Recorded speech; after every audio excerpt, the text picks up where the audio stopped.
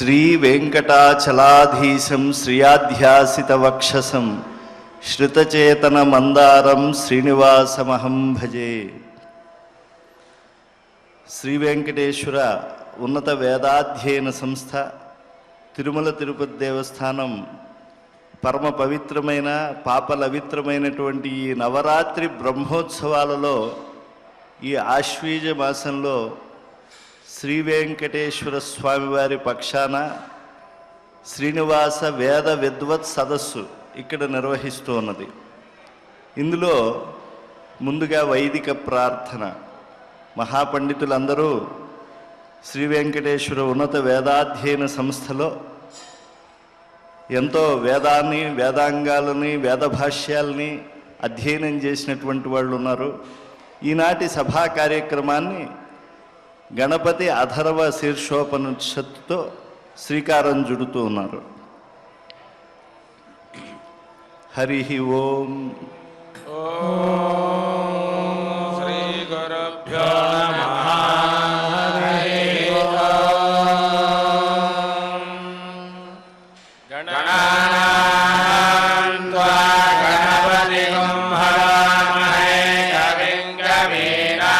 ఉపవస్త్రవస్తమం జ్యేష్ఠరాజం బ్రహ్మణాం బ్రహ్మణస్పత శృణ్వన్నోతిభిः सीदसादरम्. ఓం శ్రీ మహాగణపతయే నమః. సహనా భవతు సహనో భునక్తు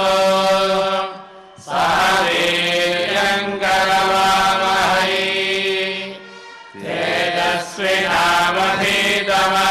మా విద్విషావహై. ఓం శాంతి శాంతి శాంతి. హరి ఓం. శ్రీ వెంకటేశ చరణౌ శరణం ప్రపద్యే. శ్రీనివాస వేద విద్వత్ సదస్సులో మహాత్ములైనటువంటి వారు, వేదాధ్యయనం చేసినటువంటి వారు, వేదముల్లో కేవలం ఈ మంత్రభాగములు ఇవన్నీ కూడా ఏవైతే ఉన్నాయో అవన్నీ కూడా సమాజాన్నే అతిక్రమించి మానవునికి ఇహలోకంలో ఉపయోగపడేటువంటివి కాకుండా ఆముష్మిక సంబంధమైనటువంటివి మాత్రమే ఉన్నాయి అనేటువంటి మాట ప్రసిద్ధంగా మనకు వినిపిస్తూ ఉంటుంది. అది సత్యమే. ఆముష్మికత అనేటువంటిది ఒకటి ఉన్నది అని, ఆ యొక్క స్వర్గమనో మోక్షమనో ఏకార్థం కలిగినటువంటివి మీమాంసకులు చెప్పినట్లుగా ఆ పుణ్యలోకమునకు లేదా పునరావృత్తి రహితమైనటువంటి శాశ్వత సత్యమందు స్థిరముగా జీవుడు నిలిచి ఉండేందుకు కావలసినటువంటి విజ్ఞానమంతా ఉన్నది. ఈ జ్ఞానధనమే కాదు, జీవులకు ఉపయోగపడేటువంటి భౌతికమైనటువంటి సంపదల గురించి చర్చ ఎంతో ఉన్నది. పాంచభౌతికమైనటువంటి ఈ విశ్వంలో పృథివ్యప్తేజో వాయువాకాశాల వర్ణన ఉన్నది. విశేషించి ఈ భూమి యొక్క తత్వాన్ని, మహత్వాన్ని చెప్పి భూమిపైన అసలు సృష్టి క్రమం ఎలా జరిగింది, అపయేవ ససర్జాదౌ, ముందుగా పరమాత్మ జలాన్ని సృజించిన తర్వాత అద్భ్య పృథివీ, ఆ యొక్క జలం నుంచి భూమి వచ్చింది. పృథివ్యాం ఓషధయ ఓషధీభ్యో అన్నం అన్నాత్ పురుష, ఇలాగా జరిగినటువంటి ఆ సృష్టి క్రమాన్ని చెప్తూ ఈ ఓషధులు ఇత్యాదులు ఏవైతే ఉన్నాయో, అన్నమని ఏవైతే ఉన్నాయో ఇవన్నీ ప్రాణులకు వినిమయం కావాలి. కనుక ముందు వాటిని సృజించిన పరమాత్మ ఈ సృష్టి క్రమంలో వాటి ప్రయోజనాన్ని కూడా జీవులకు ఎరుకబడేటువంటి బుద్ధిని ఇచ్చాడు. ఎలా ఇచ్చాడు? మానాఖ్యం ప్రదీపం అస్రాక్షీత్. ఒక దీపం ఉంటే మనం అక్కడ ఉండేటువంటి చీకటిలో అప్పటి వరకు చూడలేనటువంటి వాటిని ఎలా అయితే తెలుసుకుంటామో, అలాగా ప్రత్యక్షంగా కానీ మానవుడు పరోక్షంగా కానీ తెలుసుకోలేనటువంటి అంశములన్నిటినీ కూడా తెలుసుకునేందుకు ఒక దీపమునిచ్చాడు. అది భౌతికంగా మనం నూనె వేస్తే వెలిగించేటువంటి దీపం కాకుండా జ్ఞానం అనేటువంటి దీపాన్ని ఇచ్చారు. ఆ జ్ఞానదీపం అక్షరమైనటువంటిది. ఆ అక్షరం కూడా మౌఖికంగా తరతరాలుగా నిలిచినటువంటిది. చతుర్ముఖ బ్రహ్మ నుంచి ఋషులందరూ కూడా మంత్రద్రష్టలై వారు విని అది పరంపరాగతంగా అదే స్వరములతో, ఏ విధంగా హ్రస్వము, దీర్ఘము, ప్లుతము అనేటువంటి స్వరములు చెప్పబడ్డాయో వ్యాకరణాది శాస్త్రముల్లో, అటువంటి స్వరములతో ఒకే విధంగా వేద పరంపరను మనకు అనుగ్రహించారు. అయితే ఈ వేద మంత్రములన్నీ కూడా సంక్లిష్టంగా ఉన్నప్పుడు వ్యాస భగవానులు వారు విష్ణువంశ ప్రభవులు ఋగ్వేద, యజుర్వేద, సామవేదములుగా వాటిని విభజించారు. అటువంటి ఈ వేదములు అధ్యయనం చేసినటువంటి వారు వేదముల్లో సామాజికమైనటువంటి విషయాలను కూడా వేద భాష్య పండితులు చక్కగా లోకానికి వివరిస్తూ ఉన్నారు. ఈనాడు మనకు ముఖ్య అతిథిగా ప్రసంగం చేయటానికి విచ్చేసినటువంటి మహనీయులు బ్రహ్మశ్రీ అల్లాడి మోహన్ గారు. వీరు కృష్ణ యజుర్వేదాన్ని అధ్యయనం చేసినటువంటి వారు. కానీ అది వారి ప్రవృత్తి, వారి యొక్క తల్లిదండ్రులు ఇచ్చినటువంటి సంస్కార దీక్ష. గాయత్రిని త్రికాలంలో చేసేటువంటి ఈ మహనీయులు వృత్తిపరంగా ఏం చేస్తున్నారు అని అంటే, ప్రస్తుతం యావత్ భారతదేశానికే కాదు ప్రపంచానికంతా సుపరిచితమైనటువంటి SVIMS Sri Venkateswara institute of medical సైన్సెస్లో డీన్గా ఉద్యోగిస్తున్నారు. ప్రస్తుతం వర్తమానంలో వారే ఇన్ఛార్జి కులపతులుగా కూడా ఉన్నారు ఆ స్విమ్స్కి. ఇటువంటి వైద్య రంగంలో all India institute of medical సైన్సెస్లో జనరల్ మెడిసిన్ చదివినటువంటి వీరు పూర్వం వేదాధ్యయనం చేశారు గురువుల దగ్గర అని చెప్తే కొంత ఆశ్చర్యం మనకు కలుగుతుంది. కానీ వారు వేదాధ్యయనం చేసి వైద్యంలో కూడా తత్సమానమైనటువంటి పాండిత్యాన్ని గడించినటువంటి వారు కనుక వారు ప్రత్యేకంగా వేద విషయములలో, వైద్య విషయముల పట్ల దృష్టి సారించారు. అనేకమైనటువంటి వ్యాధులు మానవులకి ప్రకృతి పరంగా సంక్రమిస్తూ ఉంటాయి. ఎందుకంటే ఈ ఆహారాలు, విహారాదులు, వీటి వల్ల మానవులు కొన్ని రుగ్మతలను పొందుతూ ఉంటారు. ఇది శరీరం అంటే సీరియతే, అంటే నశించేటువంటి స్వభావం కలిగినటువంటిది. దీనికి ఒక అవధి ఉంటుంది. పుట్టుక ఎలా ఉన్నదో అదేవిధంగా గిట్టుట అనేటువంటిది కూడా ఉంది. జననం ప్రకృతి శరీరిణం, మరణం జననం వికృతి, మరణం ప్రకృతి అని అన్నారు. అంటే ఏంటి? మనం మామూలుగా జననము ప్రకృతి, మరణం వికృతి అనుకుంటాం. జననం ప్రకృతి శరీరినాం అని కాదు, జననం వికృతి, ప్రకృతి మరణం అనేటువంటి దాన్ని కూడా పెద్దలు చెప్పారు. కనుక జనన మరణ వికారాదుల్లో జీవుడు ఆరోగ్యంగా ఎలా ఉండాలి, అసలు మానవుడికి వ్యాధులు ఎలా సంక్రమిస్తాయి, ఇటువంటి విజ్ఞానం వేదం ఎలా చెప్పింది, ఆ వేద భారతి ఉపదేశం ఏమిటి అనేటువంటి దాన్ని మనకు ఈనాడు వారు చక్కటి ప్రసంగంగా మనకు అందిస్తూ ఉన్నారు. వారికి శ్రీ వెంకటేశ్వర ఉన్నత వేదాధ్యయన సంస్థ తిరుమల తిరుపతి దేవస్థానం పక్షాన సాదరంగా వారిని ఆహ్వానిస్తూ వారిని ప్రసంగించవలసిందిగా అభ్యర్థిస్తూ ఉన్నాను. ఓం నమో వెంకటేశాయ. శ్రీ గురుభ్యో నమః. హరి ఓం. శ్రీ శేషశైల సునికేతన దివ్యమూర్తే నారాయణాచ్యుత హరే నళినాయతాక్ష లీలాకటాక్ష పరిరక్షిత సర్వలోక శ్రీ వెంకటేశ మమ దేహి కరావలంబం. వినా వెంకటేశం ననాథో ననాథః సదా వెంకటేశం స్మరామి స్మరామి. హరే వెంకటేశ ప్రసీద ప్రసీద, ప్రియం వెంకటేశ ప్రయచ్ఛ ప్రయచ్ఛ.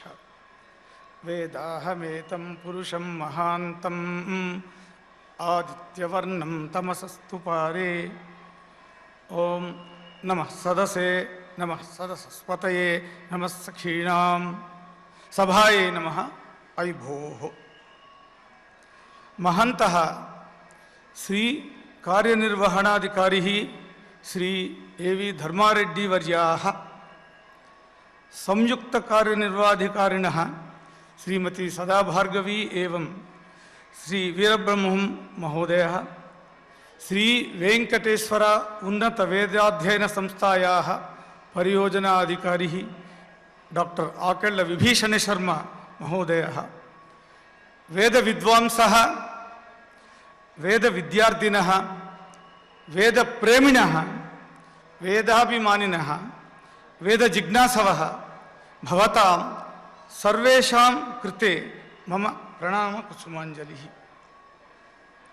महतः आनन्दस्य अवसरः एतद्य कलियुग प्रत्यक्षदेवस्य अखिलाण्डकोटि ब्रह्माण्डनायकस्य श्री वेंकटेश्वरस्य आस्थानमण्डपे आदिवराह क्षेत्रे भगवतः दिव्यचरणसन्निधौ मौद्गल्यगोत्रस्य अल्लाडि मोहन नामधेयस्य मम विशेषतः श्रीनिवास वेदविद्वत् सदसि भाषणार्थम् अवकाशं लब्ध इति तदिदं मम महद्भाग्यं मन्ये।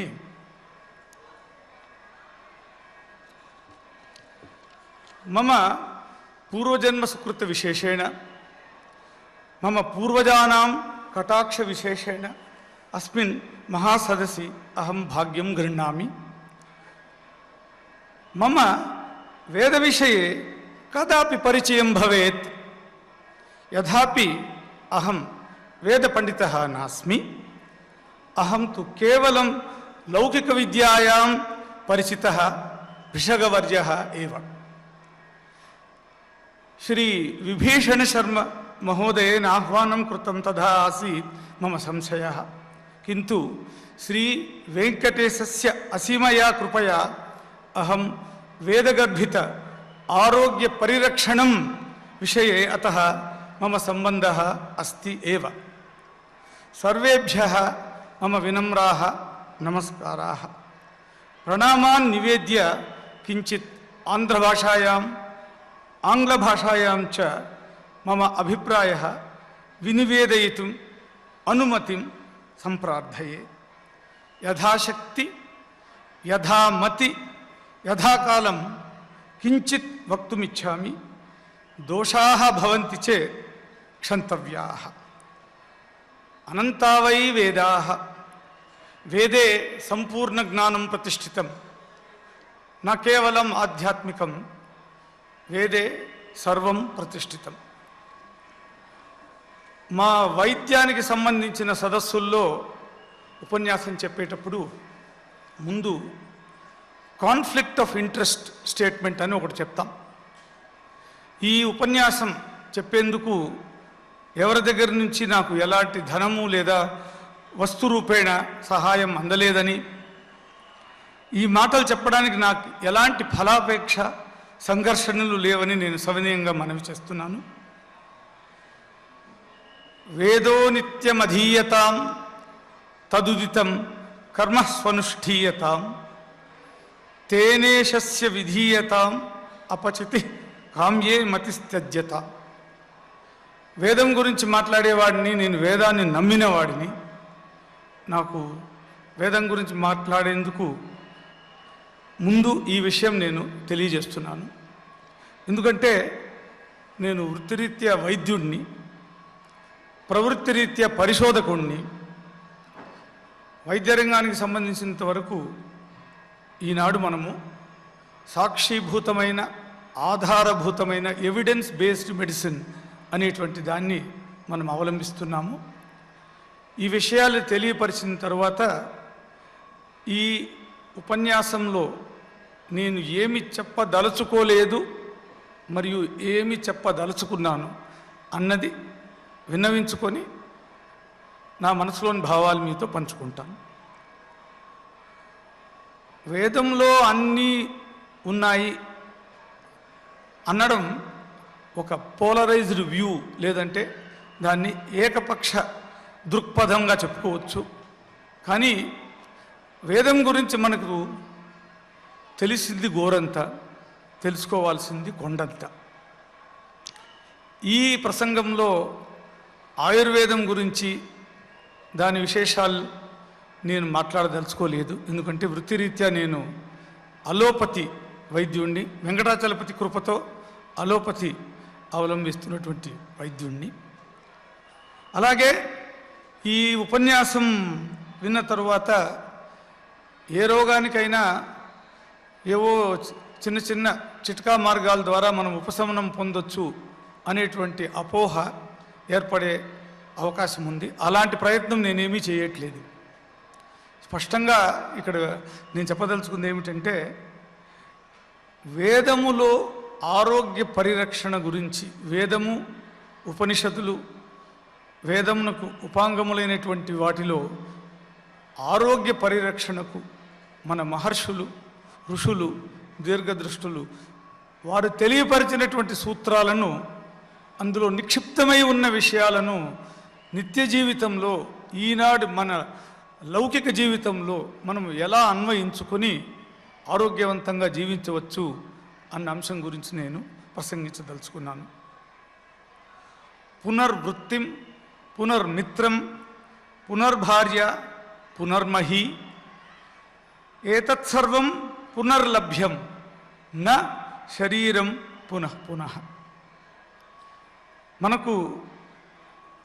మనము జీవించే జీవితము, భార్య, భూమి ఇవన్నీ కూడా మళ్ళీ మళ్ళీ పొందే అవకాశం ఉంది పోగొట్టుకుంటే. కానీ ఈ శరీరము ఒకసారి అది శిథిలమైతే, అనారోగ్యగ్రస్తమైతే మళ్ళీ మళ్ళీ పొందడం అనేటువంటిది సులభం కాదు, సాధ్యపడదు కూడా. అందువల్ల మన ఆరోగ్యాన్ని మనం కాపాడుకోవడం మన బాధ్యత. ఈ ప్రసంగంలో వేదములో చెప్పిన విధంగా, వేదంలో నిర్దేశించిన విధంగా మన జీవన విధానాన్ని ఎలా అవలంబించాలి, ఎలా పాటించాలి, ఆరోగ్యంగా జీవించేందుకు మనం ఎటువంటి ప్రయత్నాలు చేయాలి, అలాగే కర్మవశాత్తు విధివశాత్తు అనారోగ్యగ్రస్తులమైనప్పుడు ఆరోగ్యాన్ని కాపాడుకునేందుకు ఎటువంటి సూత్రాలను పాటించాలి, అలాగే వేదంలో నిక్షిప్తమైన రోగముల యొక్క ఉనికి, అవి ఏర్పడే విధానం గురించి ఉన్నటువంటి అంశాలు ఎలా మన ప్రస్తుత పరిశోధనలకు సహాయపడతాయి, వైద్యం, రోగ నిర్ధారణం, మందులు, శల్యచికిత్స, శస్త్రచికిత్స ఇలాంటివి చేసుకునేందుకు అందులోని సూత్రాలు ఎలా ఉపయుక్తమవుతాయి అనే అంశాల గురించి కొన్ని చెప్తాను. అలాగే వేద మంత్రములు, ఆ వేద మంత్రముల ఉపాసించడం ద్వారా, వేద మంత్రములను ఉపాసించడం ద్వారా ఆరోగ్యాన్ని పొందడం సాధ్యమా, ఎలా సాధ్యపడుతుంది అన్న అంశాన్ని కూడా కొంతవరకు స్పృశిస్తాను. మనము ఆయుష్ అనే పదానికి అర్థం చూస్తే, జీవనమేవ ఆయు జీవితముచ్యతే. ఆరోగ్యవంతమైన దీర్ఘజీవనం మానవ జీవితానికి సార్థకతనిస్తుంది. ఋగ్వేదంలోని ఔషధీ సూక్తం ఆయుర్విజ్ఞానం యొక్క గొప్పతనాన్ని గురించి, అందులోని విశేషాలను గురించి స్పష్టంగా చెప్పి ఉన్నది. ఈ వైదిక సంబంధమైన అంశాలు, వేదగర్భితమైన అంశాలను స్పృశించే ముందు లౌక్యంలో, పరిశోధనా మార్గంలో పయనించే వారి మనసులో ఏర్పడేటువంటి ఒక సందేహము, వేదంలో పరిశోధన ఎలా సాధ్యపడుతుందని. వేదంలో మానవాళికి మంచి చేకూర్చే, ఆరోగ్యాన్ని చేకూర్చే ఉపయుక్తమైన అంశాలను గుర్తించేందుకు ఈ ముద్రిత గ్రంథాలను పరిశీలించడమో లేకపోతే అంతర్జాలంలో వెతకడం ద్వారా అయితే అది సాధ్యపడదు. ఇది నేను ప్రత్యక్షంగా అనుభవం ద్వారా తెలుసుకున్నది. క్లుప్తంగా ఒక 25 సంవత్సరాల క్రితం క్షయవ్యాధికి సంబంధించిన ఒక సదస్సులో ఉపన్యసించేందుకు అమెరికా దేశం వెళ్ళినప్పుడు అక్కడ ఉండేటువంటి శాస్త్రజ్ఞులు అడిగిన ఏకైక ప్రశ్న, క్షయవ్యాధి గురించి మొట్టమొదటి వివరణలు వేదంలో ఉంది, మరి వేదం అంటే ఏమిటి అన్నారు. ఆ రోజు ఆ ప్రశ్న విన్నప్పుడు హఠాత్తుగా నేను దానికి సమాధానం చెప్పలేకపోయాను. నేను 1 సంవత్సరం గడువు అడిగి నేను వచ్చేడు వచ్చినప్పుడు ఈ ప్రశ్నలకు సమాధానం చెప్పగలను అని నేను చెప్పడం జరిగింది. అప్పుడు చిన్నతనంలో మా తల్లిదండ్రులు ఇచ్చినటువంటి ప్రోత్సాహంతో అధ్యయనం చేసే అవకాశం కలిగింది. అలాగే వైద్య విద్యలోకి ప్రవేశం జరిగి వైద్య విద్యను అభ్యసించడం జరిగింది. ఇవి 2 ప్యారలల్ రోడ్స్ లాగా, రైల్వే పట్టాల్లాగా పక్కపక్కన జరిగాయి. కానీ ఇందులో ఉన్నదాన్ని దానితో సమన్వయం చేయాలి అనేటువంటి స్పృహ కలగలేదు. ఆ ప్రశ్న ఉద్భవించిన తర్వాత నేను చేసినటువంటి మొట్టమొదటి ప్రయత్నం క్షయవ్యాధి గురించి వేదంలో ఏమి ప్రస్తావన ఉన్నది, దీని రోగ లక్షణాలు, ఈ రోగ నివారణ, ఈ రోగానికి చేసేటువంటి వైద్యము ఇత్యాది విషయాలు తెలుసుకోదలుచుకుంటే అప్పుడు అవగతమైన విషయం ఏమిటంటే ఇది సాధారణంగా ఈ లిటరేచర్ సెర్చ్ అని చేసేటువంటి ప్రక్రియ ద్వారా లభించేటువంటి అంశం కాదు. ఎందుకంటే మా విజ్ఞానము ఇప్పుడు ఉండేటువంటి లౌకిక వైద్య విజ్ఞానం అంతా కూడా ఇలా మా పుస్తకాల్లో నిక్షిప్తమై ఉంటుంది. పుస్తకాల్లో సత్యం ఉన్నది, దాన్ని శోధిస్తూ పోతూ ఉంటాం. కానీ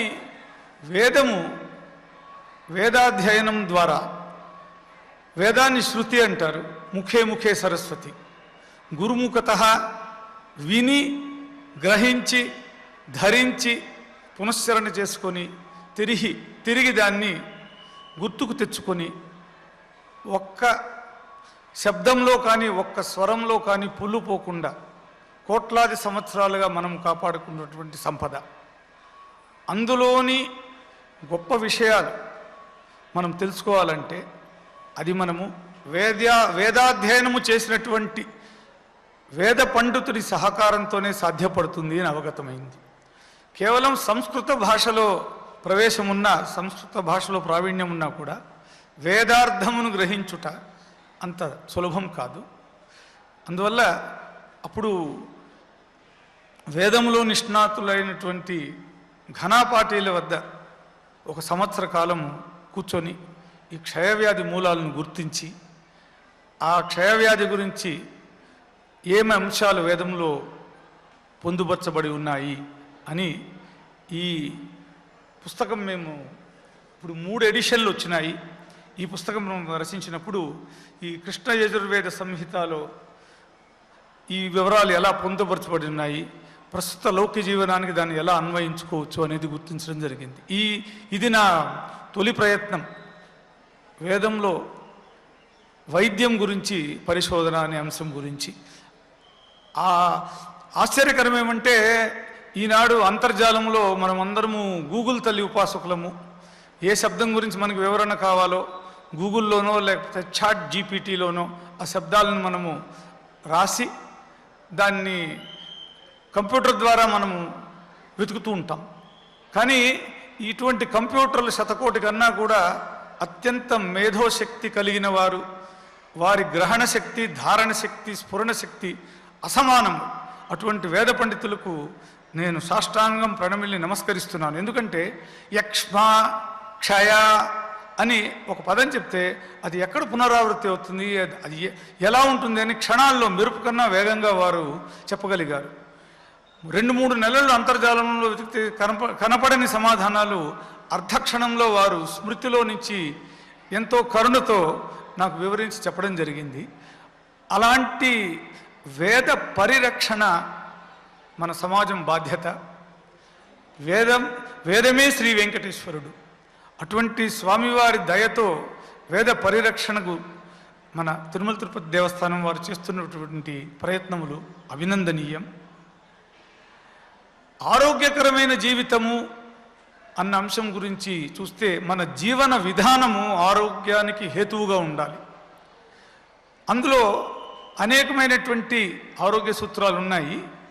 మనకున్నటి కొద్దిపాటి సమయంలో ముఖ్యమైన కొన్నిటిని నాకు ముఖ్యంగా తోచినటువంటివి, అంటే అనారోగ్యం పాలవ్వకుండా ఆరోగ్యాన్ని కాపాడుకోగలిగితే అది రోగగ్రస్తమైన తర్వాత దానికి తగిన ఉపచారాలు చేసుకోవడం కన్నా ఉత్తమమైన మార్గము అని నేను అనుకుంటున్నాను. బ్రాహ్మ్యే ముహూర్తే ఉత్తిష్ఠేత్ స్వస్థో రక్షార్థమాయుషు. వేదవాంగ్మయంలో బ్రాహ్మీ ముహూర్త సమయంలో సూర్యోదయాత్ పూర్వమే ప్రతి ఒక్కరూ నిద్ర లేచి తమ తమ జీవన విధానాన్ని పాటించడం ఉత్తమము అంటారు. ఇది మన బయోలాజికల్ క్లాక్ అనేటువంటిది మన శరీరంలో ఉంటుంది.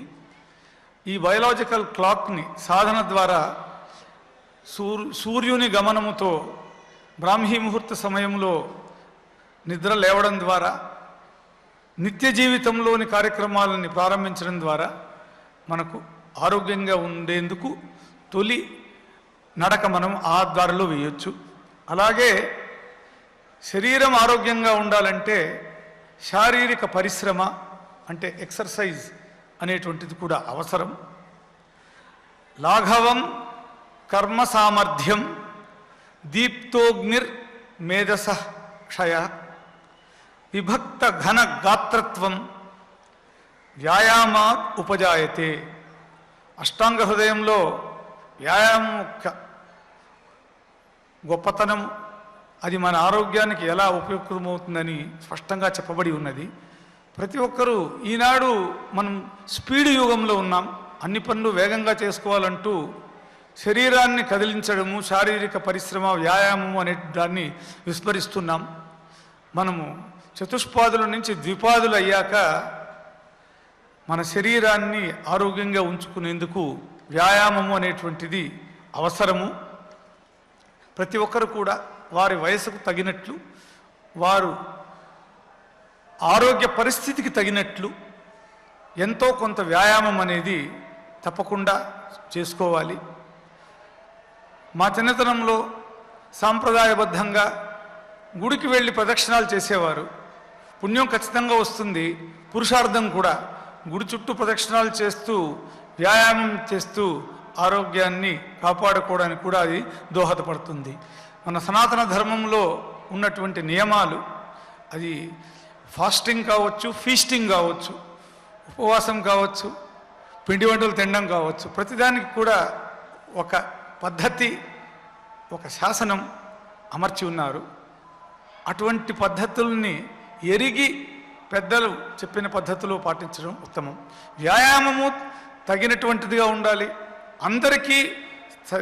అందరూ పాటించదగ్గ వ్యాయామం, సులభంగా చేయదగింది వేగంగా నడవటం. వారి వారి శారీరక స్థితి పట్టి, వయసును పట్టి ఎక్కడైనా నడవచ్చు. నడిచేందుకు ఒక ప్లే గ్రౌండ్ కావాలి, లేకపోతే ఒక వాకింగ్ ట్రాక్ కావాలి. ఇలాంటి భ్రమలను తొలగించుకొని మనం ఉండే చిన్న 3 గదుల ఇంట్లో కూడా నడక ద్వారా నడిచి మనం ఆరోగ్యాన్ని చేకూర్చుకోవచ్చు. సర్వమేవ పరిత్యజ్య శరీరమనుపాలయేత్ శరీరస్య ప్రణష్టస్య సర్వమేవ వినాశేది. ఆరోగ్యం సరిగా లేకపోతే జీవనం అనేటువంటిది దుర్భరంగా ఉంటుంది. అందువల్ల ఆరోగ్యం కొరకు వ్యాయామము, నడక ఇత్యాది కార్యక్రమాలు తప్పకుండా ప్రతి ఒక్కరూ పాటించాలి. అలాగే మనం తినే ఆహారం గురించి కూడా నియంత్రణ ఉండాలి. ఈ గ్యాస్ట్రో ఇంటెస్టైనల్ సిస్టమ్ ఒక బాయిలర్లోని గొట్టాన్లాగా ఇటువైపు అటువైపు 2 వైపులా అది ఓపెన్గా ఉంటుంది. అలా అని ఎప్పుడు పడితే అప్పుడు ఏది పడితే అది ఒక పద్ధతి లేకుండా, తీరుతుని లేకుండా ఆహారాన్ని భుజించడం అనేటువంటిది అనారోగ్య హేతువు. ఈనాటి లౌకిక ప్రపంచంలో వయోధర్మాన్ని ఎవరు అతిక్రమించలేరు. వయోధర్మం వల్ల సూపర్ యాన్యువేషన్ లేదా రిటైర్మెంట్ సందర్భంలో మేము ఒక పరిశోధన క్రమం చేశాం. అందులో 100లో 90% మందికి బ్లడ్ ప్రెషర్ కానీ, డయాబెటీస్ కానీ, కీళ్ళ నొప్పులు కానీ, హృదయ రోగం కానీ, పక్షవాతం కానీ ఇలాంటి రోగాలు ఏదో ఒకటి, కనీసం 2 ఉండడం జరిగింది. మరి ఒక 50-60 సంవత్సరాల పూర్వము ఇలా లేదు. ఇప్పుడు ఇలా ఎందుకు మారింది అంటే జీవన విధానంలో మార్పు వల్ల. సనాతన ధర్మంలో వేదంలో నిర్దేశించబడినటువంటి జీవన విధానం ఆరోగ్యవంతమైనది. ఆ జీవన విధానాన్ని పాటిస్తే మనకు స్వస్థత చేకూరుతుంది. యాతయామం గతరసం పూతి పర్యుషితం చయాత్ ఉచ్చిష్టమపి చామేధ్యం భోజనం తామసప్రియం. ఇటీవల కాలంలో ఈ సనాతన ధర్మంలో చెప్పినటువంటి ఆరోగ్య సూత్రాలు స్నానం సర్వాంగ శుద్ధిం కాంతివంతం కరోతి, స్నానము, శుచి అయిన ఆహారము భుజించడము, వేళకు భోంచేయడము, తగిన మోతాదులో తినడము, ఇవన్నీ కూడా కోవిడ్ కాలంలో మరొక మారు చాలామంది గుర్తించడం జరిగింది. కోవిడ్ మహమ్మారి 2-3 సంవత్సరాలు ఈ విశ్వానికి హాని కలిగించిన సందర్భంలో శౌచాన్ని ప్రతి ఒక్కరూ బహుశ్రద్ధతో పాటించారు. ఇప్పుడు మళ్ళీ యథాప్రకార స్థితి ఏర్పడింది అనుకోండి. ఆ రోజుల్లో సనాతనంలో చెప్పినటువంటి పద్ధతుల్లో శౌచాన్ని పాటించడము, అంతఃశుద్ధితో భగవద్ధ్యానం ద్వారా అంతఃశుద్ధిని తెచ్చుకోవడం, స్నానం చేసి పలుమార్లు స్నానం చేసేవారు. కోవిడ్ సమయంలో డ్యూటీకి వెళ్ళేటప్పుడు, డ్యూటీ నుంచి వచ్చేటప్పుడు వారు ఆరోగ్యంగా ఉండాలి, వారి కుటుంబ సభ్యులకు అనారోగ్యం కలగకూడదు అనేటువంటి శ్రద్ధతో ఇలాంటి ఆరోగ్య సూత్రాలను కొన్ని రోజులు చాలామంది పాటించడం జరిగింది. కానీ దీర్ఘకాలంలో కూడా ఈ శరీరాన్ని శుచిగా ఉంచుకోవడము, మనసును శుచిగా ఉంచుకోవడము అనేటువంటి అంశాలను ప్రతి ఒక్కరు గుర్తించి పాటించాల్సిన అవసరం ఉన్నది. ఆహారములో ఉచ్చిష్ట భోజనం, ఎంగిలి కూడు తినడం, భిక్షా భోజనం, చేతిలో తట్టలు పట్టుకొని ఎంగిలి చేత్తో భోజనాలు తినడము, వీటన్నిటి ద్వారా కూడా ఈ ఇన్ఫెక్చువస్ డిసీజెస్ లేదా అంటువ్యాధులు ప్రబలే అవకాశం ఉన్నది. ఇటీవల మనం అనుభవించినటువంటి కోవిడ్ మహమ్మారి దీనికి నిదర్శనము. ఇలాంటి అంశాలను వేదంలో చెప్పిన విధంగా పాటించడం అవసరం. అర్ధరోగహారి నిద్ర, తగినంత నిద్ర కూడా మనకు అవసరం. ఆరోగ్యంగా ఉండాలంటే అర్ధరాత్రి అపరాత్రి వాట్సాప్, ఫేస్బుక్, టెలిగ్రాము చూసుకుంటూ మధ్యరాత్రి ఆహారాన్ని స్వీకరిస్తూ కాలనియమాన్ని అతిక్రమిస్తూ మనము ఈ జీవన విధానాన్ని పాటించడం ద్వారానే ఈ దీర్ఘకాలిక రోగాలు, ఊబకాయము, డయాబెటీస్ మెలైటస్, హైపర్ టెన్షన్, హృద్రోగము, ఇటువంటి రోగాలకు అవి త్వరగా ఏర్పడేందుకు మనం దోహదం చేస్తున్నాం. జీవన విధానం మారాలి. వేదంలో చెప్పిన జీవన విధానం ఆరోగ్యానికి హేతువు, అది పాటించాలి. అజవత్ చర్వణం కుర్యాత్, చెరకుడు అన్నట్లు తినే ఆహారాన్ని చక్కగా నమిలి భుజించాలి. దృష్టి దూరవాణిపై, చెవులు చరవాణిపై. యాంత్రికంగా నోరు కదులుతూ ఉంటుంది. చేత్తో ముందు ఉంచిన గిన్నె నుంచో చెప్ప నుంచో దొరికిన కూడు నోట్లో వేసుకోవడం ఇప్పటి జీవన విధానం. నేత్రాలతో టీవీ చూస్తూ, కర్ణాలతో ఫోన్లో మాట్లాడుకుంటూ, చెయ్యి కదిలిస్తూ ఏదో ఒకటి తింటే అది ఆహారం ఎలా అవుతుంది? అది అనారోగ్య హేతువు. ఇటువంటి అంశాలను అసలు గుర్తించి ఇది తల్లిదండ్రులు వాళ్ళ పిల్లలకు చెప్పాలి. ఇది అనారోగ్య హేతువు, ఇటువంటి అలవాట్లు మాన్పించాలి.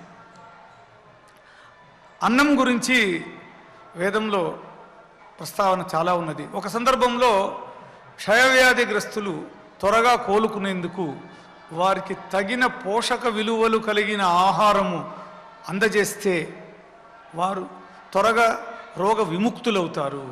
క్షయవ్యాధి ఒక అంటువ్యాధి, ఒకరి నుంచి మరొకరికి వేగంగా అది వ్యాప్తమవుతుంది. మరి దాన్ని అరికట్టాలంటే రోగగ్రస్తుడైన వాడు త్వరగా స్వస్థత చేకూర్చుకోవాలి. ఇది సాధ్యపడడం కొరకు వారికి తగిన పోషక విలువల గురించి కలిగిన ఆహారాన్ని అందించడం అన్న విషయం ఎంతో అవసరమని మన భారత ప్రభుత్వం వారు దీన్ని గుర్తించి క్షయవ్యాధిగ్రస్తులకు పోషక విలువలు కలిగే ఆహారాన్ని అందించే ఒక ఏర్పాటు కూడా చేశారు. అన్నం న నింద్యా తద్వ్రతం ప్రాణోవా అన్నం శరీరమన్నాదం. మనము జీవించి ఉండడానికి ఆరోగ్యకరమైనటువంటి అన్నం భుజించడం, ఆహారం భుజించడం ఎంతో అవసరం. అన్నం బహుకుర్వీత, అన్నం న పరిచక్షీత.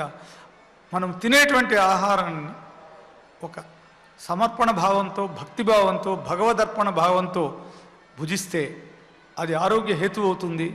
అలాగే అది ప్రసాద రూపంలో కూడా మనకు వేదంలో చెప్పిన విధంగా ఆరోగ్యాన్ని ప్రసాదిస్తుంది. వేదంలో ఉపవాస నియమాలు, అలాగే ఎప్పుడు సుష్టుగా పిండి వంటలు భోంచేయాలి అన్న అంశాలు కూడా ప్రస్తావించబడి ఉన్నాయి. ఈ అంశాలు ప్రస్తుతము ఫాస్టింగ్ పోయి ఫీస్టింగ్ మాత్రమే వచ్చింది. సో ఎప్పుడు పడితే అప్పుడు ఎడతెరిపి లేకుండా నిరంతరం ఆహారాన్ని భుజిస్తూ ఉంటే అనారోగ్యం కాక మరేమొస్తుంది. ఉపవాసంలోని గొప్పతనాన్ని, సెల్యులార్ అపోటోసిస్, కణం మృతి చెందే విధానం గురించి పరిశోధనలు చేసిన ఇతర దేశీయులకు నోబెల్ బహుమానం, నోబెల్ పురస్కారం వచ్చింది. మరి ఏకాదశి ఉపవాసం అనేటువంటి ప్రక్రియను దాదాపు పూర్తిగా ఈ సమాజం విస్మరించినట్లే అనిపిస్తుంది. మన పద్ధతుల ద్వారా మనము సనాతన ధర్మాన్ని అవలంబిస్తూ ఆరోగ్యకరమైన పద్ధతులు పాటిస్తూ మనం జీవించినప్పుడు మనం చాలా సంతోషంగా ఉండేవాళ్ళం, ఆరోగ్యంగా కూడా ఉండేవాళ్ళం. అందువల్ల ఈ నియమావళిని మనం పాటించడము ఎంతో అవసరం. ఇక తైత్తరీయ ఉపనిషత్తు శిక్షవల్లిలో యాన్యస్మాక సుచరితాని తాని తవ్యోపాస్యాని నో ఇతరాణి అంటే ఆరోగ్యంగా ఉండేందుకు అనేక వైద్య సంస్థలు, అసోసియేషన్స్ కూడా నియమాలు చెప్పున్నారు. నియమావళి ఎప్పుడు మనల్ని ప్రభావితం చేస్తుంది? మనం దాన్ని పాటిస్తే. అందువల్ల మనము ఏష ఆదేశ, ఏష ఉపదేశ, ఏతదనుశాసనం అని ఈ ఆరోగ్య సూత్రాలు, మనకు చెప్పినటువంటి ఆరోగ్య సూత్రాలు, తెలియజేసినటువంటి ఆరోగ్య సూత్రాలు, మార్గదర్శకాలైనటువంటి ఆరోగ్య సూత్రాలను తూచా తప్పకుండా పాటించాలి. వినేసి అరే ఇవి చాలా బాగున్నాయా, ఇలా మనం చేసుకోవచ్చు అనుకున్నంత మాత్రంలో మనకు ఆరోగ్యము లభించదు. అందువల్ల ప్రతి ఒక్కళ్ళు కూడా ఈ విషయాన్ని మనసులో పెట్టుకోవాలి. ఏకం శాస్త్రమధీయాన న విద్యాత్ శాస్త్ర నిశ్చయం తస్మాత్ బహుశ్రుత విజానీయాత్ చికిత్సక. నాకు తెలిసిందే శాస్త్రం, నేను పయనించే మార్గమే అందరూ పాటించాల్సింది అనేటువంటి మూర్ఖపు పోకడ శాస్త్రం యొక్క అభివృద్ధికి తోడ్పడదు. శాస్త్రాధ్యయనము మానవాళికి, సమాజానికి ఉపయుక్తంగా ఉండాలంటే ఇందులో మనము అధ్యయనము నాలుగు పక్కల చూసి ఇతరులు ఏం చెప్తున్నారో విని దాన్ని కూడా కూలంకుషంగా పరిశోధించి, పరిశీలించి అన్వయం చేసుకోవాలి. ఏకం శాస్త్రం అధీయాన న విద్యాత్ అంటే ఈనాటి లౌకిక జీవనంలో ఆధునిక వైద్యము అనబడేటువంటి అలోపతి మార్గంలో, అలాగే ఆయుర్వేదము, యోగా, ఇతర పద్ధతులు, ఇవన్నిటినీ కూడా సమన్వయం మనం చేసుకొని కేవలము రోగానికి వైద్యము చేసే స్థితి నుంచి రోగికి వైద్యం చేసే స్థాయికి ఈ వైద్య వ్యవస్థ ఎదగాలి అన్నది నా కోరిక. ఇలా జరగాలి అంటే ఈ పరిశోధనా క్రమం సమన్వయంతో జరగాలి. వేదము కేవలము మంత్రభాగమే కాదు, వేదము విజ్ఞానము అనేటువంటి సమదృష్టితో పరిశోధకుడు తగిన గౌరవాన్నిచ్చి అందులో విషయ పరిజ్ఞానాన్ని గ్రహించే ప్రయత్నము వేద పండితుల సహకారంతో ఈనాటి సూపర్ కంప్యూటర్ల కన్నా ఈనాటి అత్యాధునికమైనటువంటి యంత్రాల సంగణక యంత్రాల కన్నా కూడా అత్యుత్తమమైన మేధోశక్తి కలిగిన వారు కోట్ల సంవత్సరాలుగా విజ్ఞానాన్ని పుస్తక భాండాగారాల్లో కాకుండా వారి మస్తిష్కాల్లో నిబిడీకృతం చేసుకొని తర్వాత తరాలకు అందజేస్తూ ఉన్నటువంటి వేద పండితుల సహకారంతో సమన్వయంతో పరిశోధనలు జరిగితే రెండు మార్గాల్లోని మంచిని సమ్మేళనం చేసి సమ్మిశ్రితం చేసి మానవాళి ఆరోగ్యానికి మనము దోహదపడవచ్చు. ఇలాంటి పరిశోధనలు మన శ్రీ కార్యనిర్వహణాధికారి శ్రీ ఏవి ధర్మారెడ్డి గారు ఇలాంటి కార్యక్రమాలు చేపట్టేందుకు ఎంతో ప్రోత్సాహం ఇస్తున్నారు. ఈ భవిష్యత్తులో ఇలాంటి పరిశోధనా ఫలితాలు సమాజానికి శ్రీ వెంకటేశ్వరుని దయతో అందగలవు అని నేను ఆశిస్తున్నాను. కేనోపనిషత్తులో చెప్పిన విధంగా నాహం మన్యే సువేదేతి నోనా వేదేతి వేదచ యో నస్తద్వేద తద్వేద నోనా వేదేతి వేదచ. నాకు బాగా తెలుసు అని నేను అనుకోను, నాకు తెలియదు అని కూడా కాదు, తెలుసు కూడా. నా తోటి పరిశోధకులకు అది తెలియనిది కాదు, తెలిసినది అని గ్రహించిన వాడే దానిని గ్రహించగలడు. ఎంతో జరగాల్సిన కార్యక్రమం ఉన్నది. అథర్వణ వేదంలో రసాయనముల గురించి, విషాల గురించి, వాటిని హరించే విధానాలు, అలాగే మనసు ఆరోగ్యము సంబంధమైన విషయాలు, ఆధ్యాత్మిక శక్తితో మన రోగ నిరోధక వ్యవస్థను పటిష్టీకరం చేసుకొని రోగాన్ని ఎదిరించడం ఎలా, ఇలాంటి అనేకమైనటువంటి భిన్నమైన అంశాలలో పరిశోధనలు జరగాలి.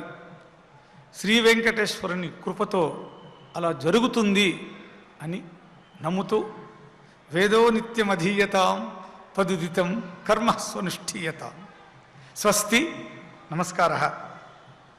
మోద ప్రమోద ఆనంద. అల్లాడి మోహన్ గారు ఈరోజు చెప్పినటువంటి విషయాలు చాలా ఆశ్చర్యాన్ని, ఆనందాన్ని కలిగిస్తూ ఉన్నాయి. వారు చెప్పిందంతా కూడా ఆధునిక విజ్ఞానము, ఆధునిక వైద్యము అన్నట్టుగానే మనకు అనిపిస్తుంది. వారు చెప్పేటువంటిది ఏమిటంటే వ్యాధులు వస్తున్నాయి, వచ్చేటువంటి వ్యాధులు ఏదో పూర్వజన్మ కృతం పాపం అని చెప్పి కొంత మనం ఈ కర్మ సిద్ధాంతాన్ని అవలంబించి తోసేస్తున్నాము.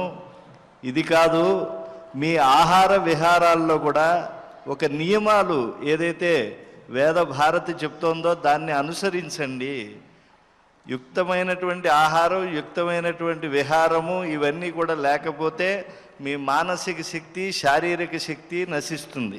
సాక్షాత్తు పార్వతీదేవికి పరమాత్మ ఉపదేశం చేస్తాడు, శరీరం ఆద్యం ఖలు ధర్మ సాధనం అని చెప్పి.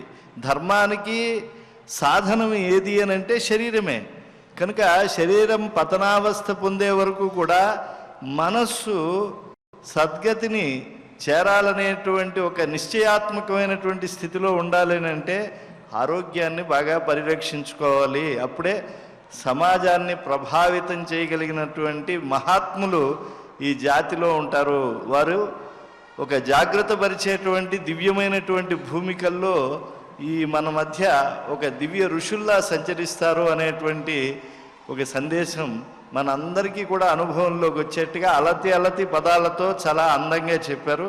ఇక మనం శాంతి మంత్రంతో ఈనాటి శ్రీనివాస వేద విద్వత్ సదస్సును పరిపూర్ణం చేసుకుందాం.